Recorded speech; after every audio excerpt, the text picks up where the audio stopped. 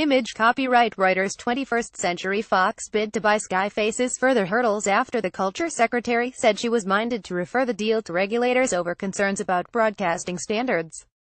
Karen Bradley had already said she was minded to refer the £11.7 billion tie-up over concerns about media plurality. Fox owns 39% of Sky but wants full control of the satellite broadcaster. However, some fear it would give Rupert Murdoch's family, which controls Sky, too much sway over the UK media. Sky said in a statement, "We are disappointed by this further delay.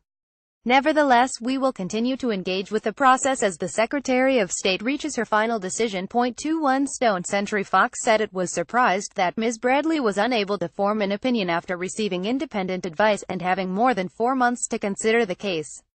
"We urge the Secretary of State to take a final decision quickly," the firm added. "Not purely fanciful, the decision on whether to refer the deal to the Competition and Markets Authority (CMA) has been delayed several times, as Ms. Bradley listened to further arguments about the case."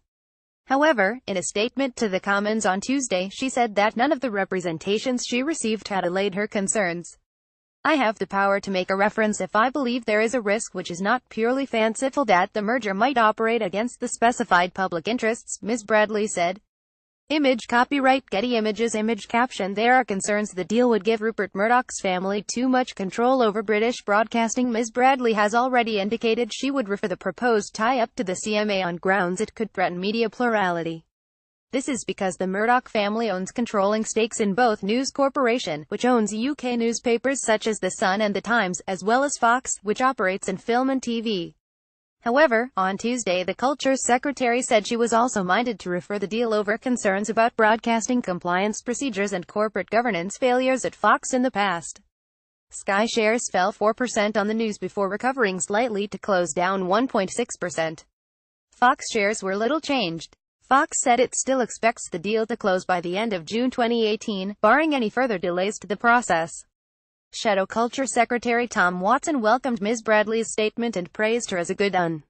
He said, "I welcome the Secretary of State's decision, or I should say, the fact that she says she is minded to make that decision, to refer the bid on broadcasting standards grounds as well as on media plurality grounds. I think it's the first time a minister in the current government has ever stood in the way of what the Murdochs want, and frankly not before time." Investigate properly. Douglas Wigner, a U.S. employment lawyer who has brought sexual harassment claims against Fox, told the BBC that Ms. Bradley's decision was a step in the right direction.